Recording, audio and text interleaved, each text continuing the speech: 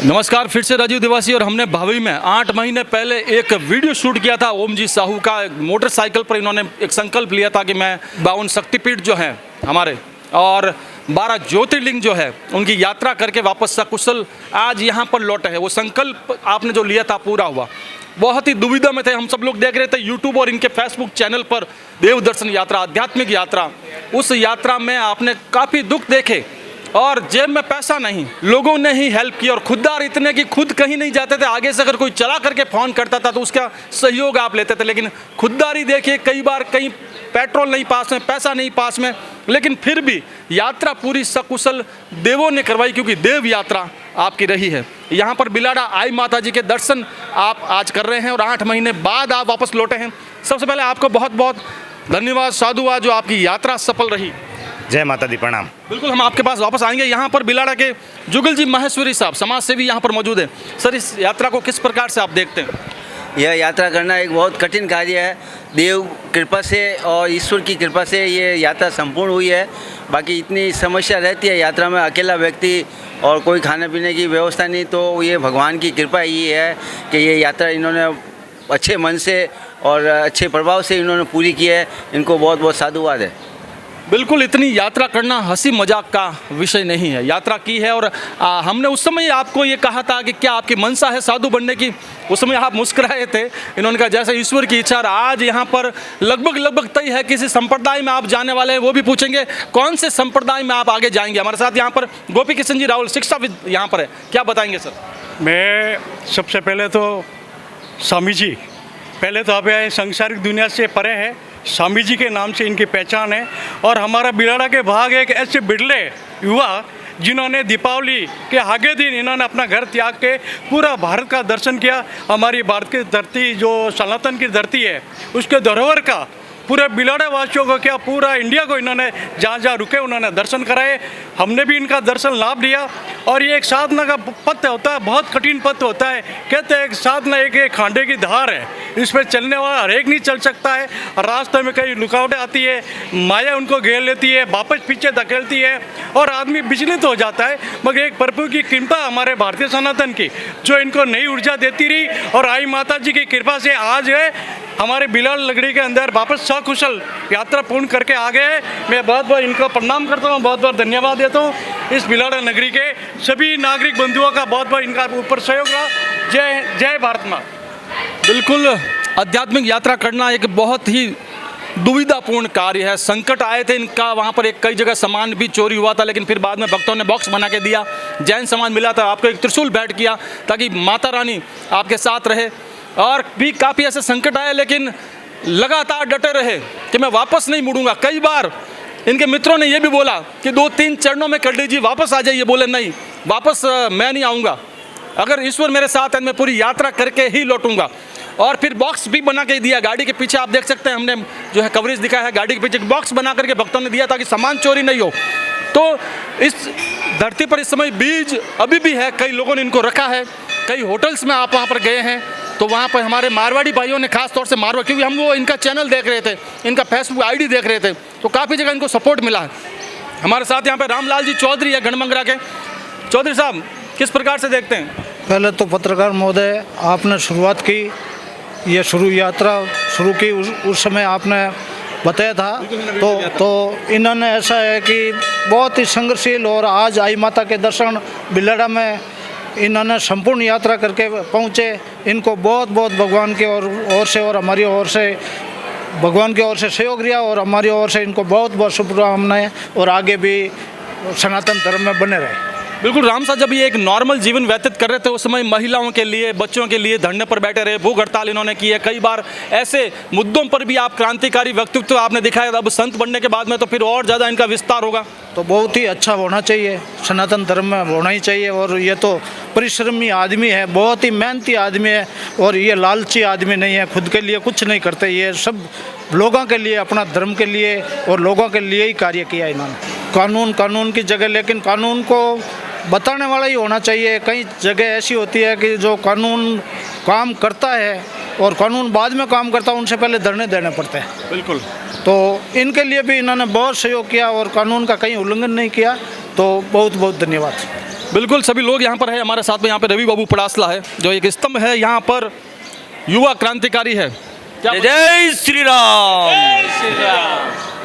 तपस्या एक तप के बराबर होता है। हम छाया के अंदर खड़े हैं, आपका पसीना, हम सभी को पसीना निकल रहा है।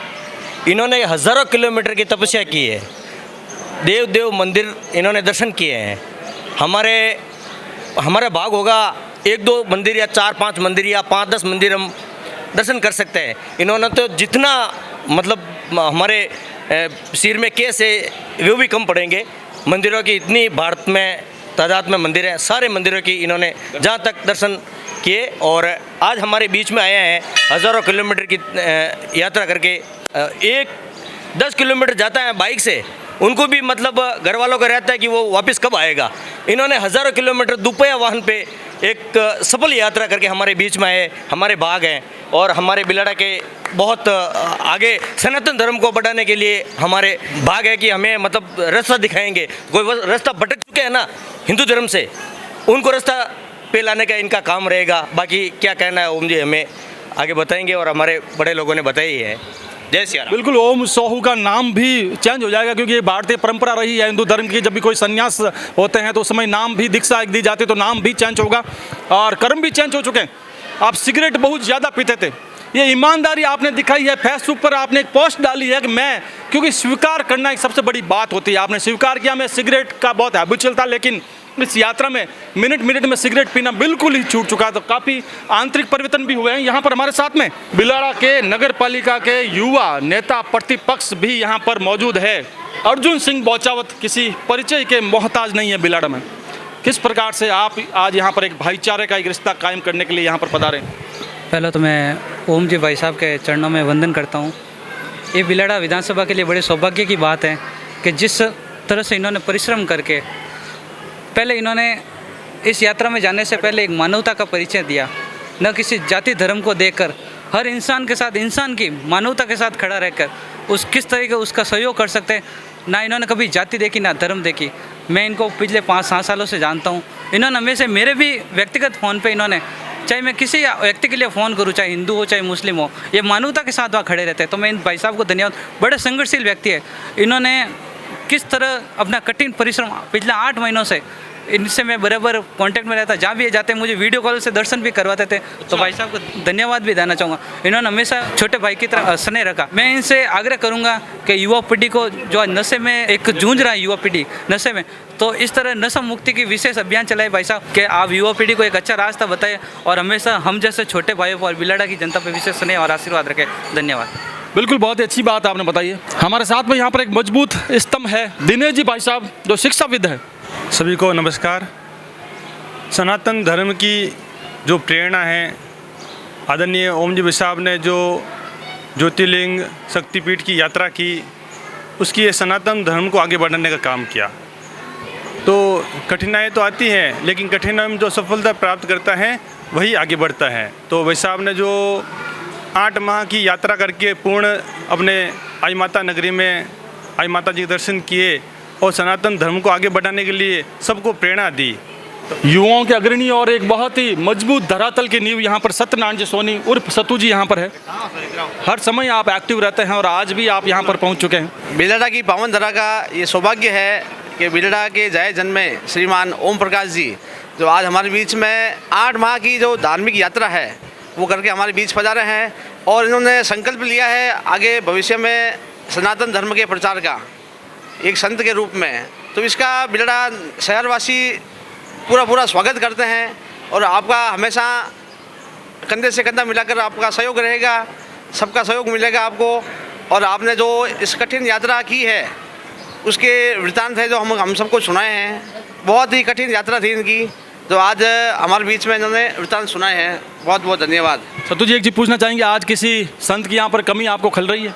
अगर वो आज यहाँ पे काश यहाँ पर होते। राम जी महाराज जिन्होंने युवाओं में इतना जोश भरा कि वो आज हम उनको भूल नहीं पाएंगे। उनकी जगह है, ओम जी ले सकते हैं। युवा है आप भी, जोश भरा है, तो मैं सबकी इच्छा से आप भी संत के रूप में हमारा मार्गदर्शन करते रहेंगे।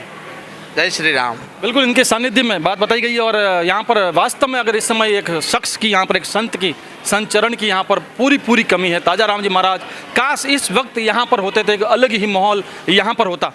यहाँ पर सीताराम जी सोनी जी है। सीताराम जी, मैं भाई साहब की यात्रा के बारे में कहना चाहूँगा कि बिना ईश्वरी कृपा के यात्रा संभव नहीं है। तो इनके ऊपर ईश्वरी कृपा ही थी जो इतनी कठिनाइयाँ झेल के वापस अब बिलाड़ा पहुँचे हैं। और भाई साहब के हमेशा मैं साथ में रहता हूँ और कोई काम हो तो फ़ोन करते रहते हैं, तो साथ में रहते हैं हमेशा। बिल्कुल बहुत ही बड़ी बात है। थोड़े ही दिनों बाद में एक संबोधन आपका अलग हो जाएगा और यात्राएं आपकी जो रही है, मेरे ख्याल से कई बार आपको टायर बदलने पड़े होंगे या इन्हीं टायरों से आप आगे पूरा यात्रा करके आगे? 3 बार टायर बदले, तीनों बार ऐसी जगह पे फूटे जहाँ पे टायर की दुकान है। कितनी बड़ी बात है, कितनी बड़ी बात है कि ईश्वर पहले से ही। सिलीगुड़ी से टायर बदलवाया, नेपाल के अंदर घुसा, नेपाल में पहाड़ है ऊंचे ऊंचे, पूरे पहाड़ के अंदर टायर ऐसी जगह फूटा जहाँ टायर की दुकान है। मुझे तकलीफ गाड़ी ने कहीं पे नहीं दी, बिल्कुल नहीं। और कई बार ऐसी जगह सोना पड़ा होगा जहाँ पर कोई कुछ नहीं। हाँ देखिए, मैं यहाँ पे से गया था तब गर्मी थी, फिर एकदम सर्दी आ गई। तो सर्दी में मैंने मेरी ज़िंदगी में 3 महीने तो सर्दियों में घर से बाहर नहीं निकलता हूँ। अब की बार मैं पहाड़ों में ऐसा चल रहा था बाइक लेके, मोटरसाइकिल पे और नेपाल में जाने के बाद फोन बंद हो गया। भक्ति कम होने की वजह से धरती के ऊपर खड्डे पड़ रहे हैं। अभी बीकानेर में खड्डे पड़े, धरती का बैलेंस बिगड़ गया, भक्ति कम हो गई। तो माला का जोड़ नहीं रहा, माला का जोड़ नहीं, इसलिए माला फेरनी बहुत ज़रूरी है। संतों को कोशिश रहेगी संतों को माला फेराएं और जितने भी अपने मंदिर है, जहाँ बंद मंदिर है, उन मंदिरों को फिर से शुरू करें। और ये जो रेडीमेड बनी हुई है ना, वो झालर टंकोरा, वो बंद करके लोग बजाए अपने हाथ से उस दिन सनातन धर्म की। आप में से काफ़ी लोग हैं जो इतिहास के जानकार है। जब भक्ति आंदोलन हुआ था तो भक्ति आंदोलन में कई प्रकार के सुधार किए गए। भक्ति आंदोलन में कई प्रकार के अंधविश्वास, कुरीतियां हिंदू धर्म ने मिटाई है और उस समय फिर वापस एक नवाचार किया गया। तो आप भी कुछ यहाँ पे नवाचार करने के कुछ विषय को लेकर के आए? नवाचार करना बहुत जरूरी हो गया, नहीं तो आने वाले 2-3 साल में लोगों को घर में सोए हुए को मार देंगे। उत्तर से लेके, पूर्व से लेके, पश्चिम से लेके, दक्षिण से लेकर के, भूटान से लेके नेपाल तक मैंने साधु देख लिए, मगर मुझे अभी तक ऐसा कोई साधु नहीं मिला जिसको पैसों से मोहब्बत नहीं है, जिसको पैसों से मोहब्बत नहीं है। तो अभी तक भी खोज है मेरी, तो अपने साधु संतों के ऊपर नजर रखने की जरूरी है। दोनों ही तरफ चलेंगे ओम साहू, जहाँ साधुओं को भी सुधारने के लिए बात करेंगे जो साधु सही नहीं है और जनता को भी सुधारने की आप कवायद करेंगे। इस यात्रा में कितने हजार किलोमीटर की यात्रा होगी? ये 39,000 किलोमीटर यात्रा हो गई लगभग, उससे ज़्यादा ही हुई मगर कम नहीं। जो आप ज्योतिर्लिंग और शक्तिपीठ कह रहे थे वो कहाँ कवर किए?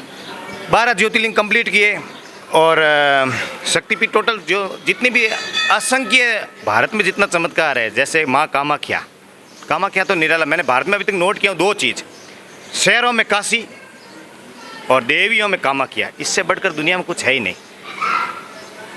बाकी ज्वाला माँ से लेकर अपन जाए हर जगह जाते हैं, वहाँ पल पल पे चमत्कार है। ज्वाला माँ की ज्वाला चल रही, जैसे माँ की जहाँ जीभ गिरी वहाँ ज्वाला माँ है, जहाँ योनि गिरी वहाँ माँ कामाख्या बोलते हैं। लगभग तांत्रिक लगभग वहीं से निकलते हैं।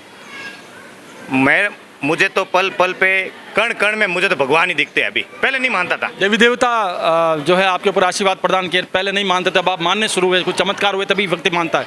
मारवाड़ियों को इस विषय में कैसे देखेंगे, जो प्रवासी मारवाड़ी वहाँ जाते तो बहुत प्रेम करते हैं, इधर आते तो उनसे भी अपन को प्रेम करना चाहिए ज़्यादा, बस इतना ही। 2 शब्द काफ़ी हो। सपोर्ट रखा आपका ना उन्होंने हेल्पिंग की, नहीं तो वो साउथ इंगा पुंगा चुंगा चुंगा पता ही नहीं चले अपन भाषा में। तो वहाँ पे अपने लोग थे, उन्होंने उड़ीसा तक तो अपने को निकाल दिया। फिर बाद में आगे अपने मारवाड़ी कम हो गए थे, मैं मेरे चलता रहा। अगर मारवाड़ी नहीं होते तो यात्रा ही नहीं होती, जाए कैसे? अलग अलग प्रकार की पूजा पद्धति का पता चला भारत में कि पूजा पद्धति किस प्रकार से होती है। हमारे यहाँ पे मंदिर के ऊपर ध्वजा होती है, साउथ में जाए तो मंदिर के आगे ध्वजा होती है, पूजा पद्धति अलग है। हम लोग बोलते 4 धाम में से 2 धाम तो ऐसे हैं जहाँ पे अपनी हिंदी भाषा ही नहीं है। मुझे ये पता चला कि मंदिरों के अंदर VIP भी दर्शन होते हैं। हिंदू मंदिर एकमात्र ऐसा है जहाँ पे VIP दर्शन होते हैं, पैसे दो दर्शन करो। बाकी मैं गुरुद्वारे में गया तो वहाँ पे कोई VIP दर्शन है नहीं, जैन मंदिर में VIP दर्शन है नहीं। सनातन धर्म को अभी तक हमें कुछ सुधारने की जरूरत है, बहुत कुछ। मंदिरों में भगवान को ताला में देके देते, अब सोचो आपको ताला दे करके बैठ जाए तो आपको कैसा लगेगा? तो भगवान को तो ताला में देके बैठते हैं सब जगह। पर्दा रख सकते हैं लेकिन ताले का क्या उचित है? बस ताला बंद करो। अच्छा, आप ऐसे ये जानना चाहेंगे, यहाँ से आप जैसे निकले तो बड़े मोटे तौर पे कौन से राज्य से, बड़े शहरों से होते हुए आप इस तरह से घूम के वापस आए? यहाँ से मैं निकला गुजरात अम्बा माता से मैंने वो कैंसिल ही कर दिया। मैंने मेरी ज़िंदगी में पहली बार ऐसा देखा था कि हम लोग मंदिर में जाते हैं तो मंदिर के बाहर जहाँ पार्किंग वाले रहते हैं, ये अनुभव लिया। खाली मंदिर के दर्शन तो ये लो हमारे इधर चमत्कार केसर पड़ रहे हैं माई माता के, भावी में महादेव मंदिर के केसर पटा है। जब हमारे इतने बड़े बड़े भगवान हैं तो हम बाहर क्यों जाए? मगर हमें देखना है क्या है। पहली बार अम्बा माता जी का दर्शन करने गया, बाहर से ही बोले चुंदड़ी ले लो, ये ले लो, वो ले लो, वो ले लो। 400 साढ़े 400 रुपये का सामान ले लिया।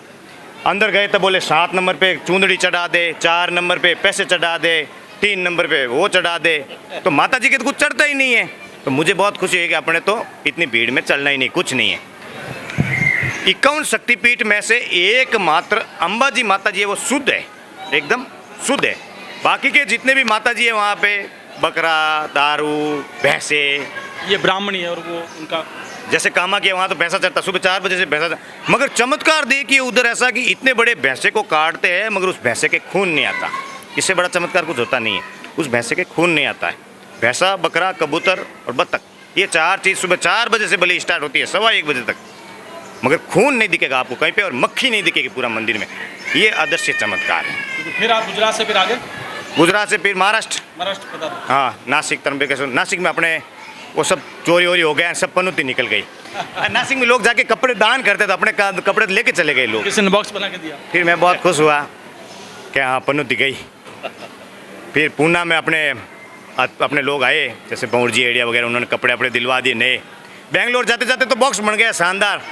अब इस बॉक्स में कोशिश रखूँगा कि इस बॉक्स से मैं भी सोच रहा हूँ कि इस बॉक्स से क्या ऐसा धर्म का काम करें, गाय की रोटी डाले या मतलब कुछ न कुछ पुण्य की। सुंदर विषय।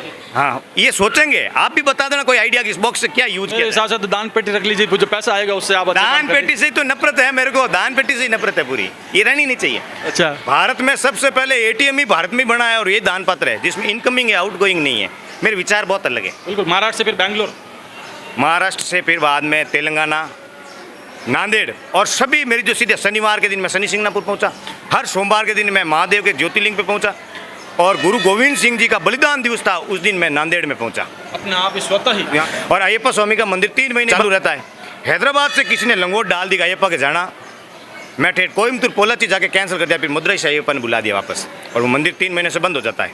41 दिन की सिद्धि होती है। तो इसके बारे में पूरा बया एक दिन में अपन 1 सेकंड बया ही नहीं कर सकते। फिर आगे तेलंगाना, आंध्रा, कर्नाटका से फिर बाद में वापस आंध्रा के फिर बाद में तमिलनाडु, केरला अयप्पा के चले गए, रामेश्वर होकर के फिर वापस चेन्नई होकर के तिरुपति बालाजी, वापस एक बार आंध्रा में आ गए अपन। आंध्रा से होकर फिर उड़ीसा हो, पुरी, जगन्नाथपुरी, कलकत्ता से वापस देवघर, झारखंड में जिस टाइम गया उस टाइम तो आगे दिखता ही नहीं कुछ, पूरा कोहरा छाया हुआ, ठंड। 5 दिन मैं देवघर में रुका। देवघर से वापस उड़ीसा, वापस ये आ गया बिहार होकर के वापस बंगाल। ये बंगाल बहुत लंबा पड़ता है अपने को, ठेठ दार्जिलिंग तक। तो बंगाल में मैंने 4 बार एंट्री मारी।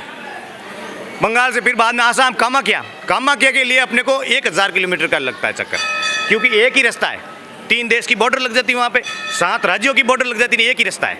तो 1000 किलोमीटर का वो कामाख्या गए। कामाख्या से वापस आके मैंने सिलीगुड़ी एक ऐसा बॉर्डर है अपना भारत का जहाँ पे 3 देशों की बॉर्डर लगती है और 7 राज्यों की, एक ही जगह से। सिलीगुड़ी से मैं अंदर घुस गया नेपाल में, 700 किलोमीटर नेपाल में चला अंदर पशुपतिनाथ वगैरह। और सबसे बड़ी बात यह है कि जो यहाँ मैंने दर्शन किया तो पता चला कि सबरी भीलनी चित्रकूट में नहीं थी। नहीं तो लोग तो बड़े बड़े भजन बना दिए अपने चित्रकूट के घाट में, भीलनी जोवे बाढ़, जबकि सबरी भीलनी तो ठेठ केरला में हुई थी। हनुमान जी आंध्रा में हुए थे। आंध्रा में प्रत्येक गाँव में हनुमान जी की बड़ी बड़ी मूर्तियाँ रहती है। तो ये सब जब घूमा तो पता चला, एक जगह बैठने पे अपने को पता नहीं चलता है। जो मैंने अनुभव किया है वो तो कोई जाएगा वही अनुभव कर सकता है, बाकी बोलने से इतना अनुभव होता नहीं है। वहाँ से फिर सिलीगुड़ी से फिर बाद में नेपाल से गोरखपुर से गोरखनाथ का दर्शन किए। अयोध्या 5 है। अयोध्या इतना बड़ा, अयोध्या मंदिर है, 1 महीना भी कम पड़ता है उधर, मगर 6 दिन तक मैं घुमा। एक बार वापस जाऊँगा अयोध्या, जल्दी जाने वाला हूँ वापस, क्योंकि अयोध्या मेरा अभी तक पूरा हुआ नहीं है। अयोध्या इतने मंदिर है वहाँ पे। अयोध्या से फिर बाद में प्रयागराज से चित्रकूट से ओंकारेश्वर, क्योंकि ठंड बहुत पड़ रही थी उस टाइम, तो ऊपर सभी रास्ते बंद थे, तो ओंकारेश्वर आया नीचे वापस। ओंकारेश्वर से उज्जैन से जयपुर से गंगानगर होकर के पंजाब, अमृतसर होकर के वापस जम्मू कश्मीर से फिर वापस आकर चंडीगढ़ होकर के हिमाचल। हाँ, पूरे भारत में हिमाचल के जो लोग दिल वाले हैं ऐसे कहीं पे नहीं है। और हिमाचल में इंसान है और साधु की सेवा करते हैं। तो हिमाचल में आप जाओगे, हाँ, मगर हिमाचल में अपन दिन में यात्रा कर सकते हैं, रात में नहीं। इतने बड़े बड़े कुत्ते रहते हैं वहाँ पे, ठीक है।